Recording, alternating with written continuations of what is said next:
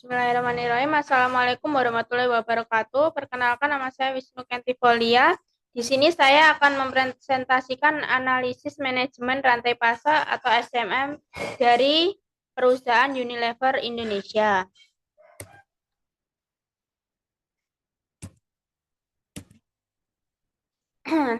Analisis manajemen rantai pasok pada perusahaan FMCG dengan studi kasus Unilever Indonesia yang akan membahas gambaran perusahaan, permasalahan SCM, serta solusi yang dapat diterapkan. Untuk perusahaan Unilever Indonesia adalah salah satu perusahaan FMCG terbesar di Indonesia yang memproduksi produk-produk kebutuhan sehari-hari seperti pewangi, deterjen, sarf, rinso, grease, atau produk perawatan pribadi, sunflick, Dove, dan makanan minuman. Pasar perusahaan luas meliputi urban dan rural di Indonesia dengan jaringan distribusi yang terdiri dari pabrik, distributor regional, serta gudang, dan ribuan pengecer kecil hingga modern retail. Untuk karakteristiknya pasar itu adalah siklus hidup produk relatif singkat, persaingan harga dan promosi yang sangat ketat, dan juga kecepatan distribusi menjadi faktor kuncinya, salah satunya. Selanjutnya,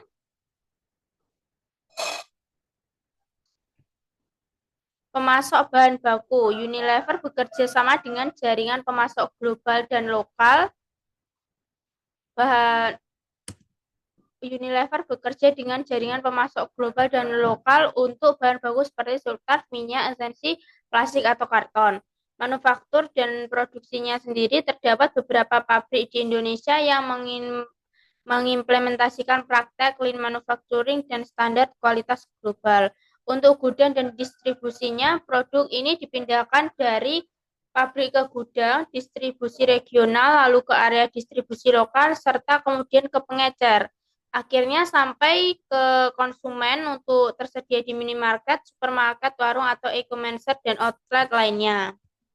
Rantai pasokan bersifat multi-tier, kompleks, serta harus responsif terhadap permintaan konsumen yang berubah cepat di sektor MCC.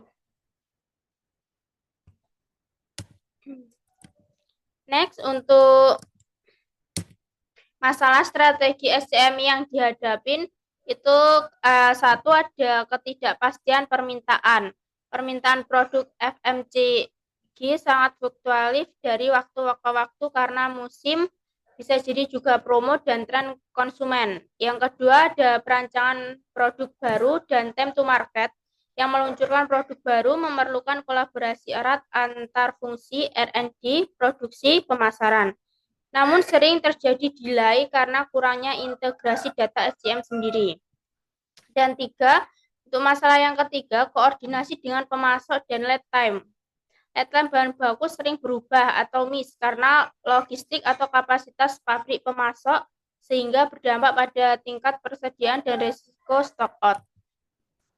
Untuk masalah strategi SCM yang keempat itu adalah ada di biaya logistik dan inventaris yang tinggi. Distribusi ke daerah terpencil meningkatkan biaya, sementara safety-nya stok tinggi, diperlukan menghindari kekosongan stok. Jadi inti masalahnya adalah kurangnya visibilitas end-to-end pada rantai pasok, optimalisasi konfigurasi SCM yang belum adaptif terhadap dinamika pasar.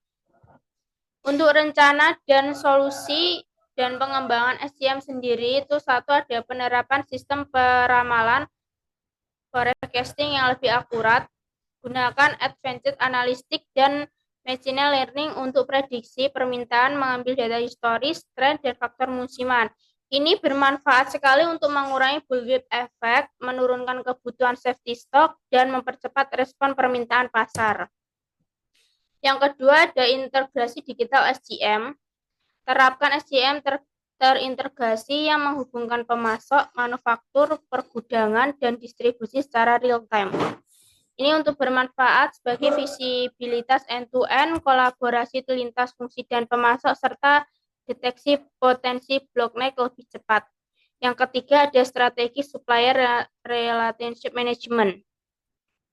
Ini adalah kolaborasi jangka panjang dengan pemasok utama, share planning, demand, forecasting, dan respon cepat terhadap order fluktuatif.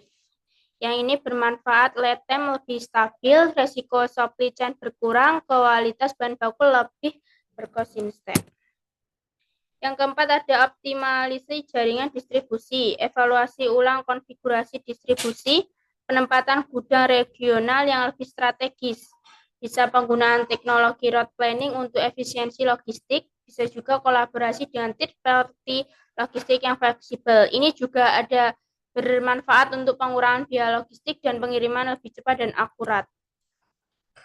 Dan untuk kesimpulannya sendiri, Unilever Indonesia memiliki rantai pasok yang besar dan kompleks yang memainkan peran penting dalam keberhasilan operasional di pasar FMCG. Tantangan utamanya adalah ketidakpastian permintaan dan integrasi data serta koordinasi pemasok atau distribusinya sendiri. Untuk solusi yang lebih disarankan meliputi digitalisasi SCM, keramalan lebih akurat, penguatan hubungan antar supplier, dan optimalisasi jaringan distribusi sendiri. Dengan strategi ini, Unilever dapat meningkatkan efisiensi, responsibilitas, dan efektif seluruh rantai pasoknya, sekaligus tetap kompetitif dalam menghadapi perubahan cepat di pasar FMCG. Terima kasih atas presentasi saya. Assalamualaikum warahmatullahi wabarakatuh.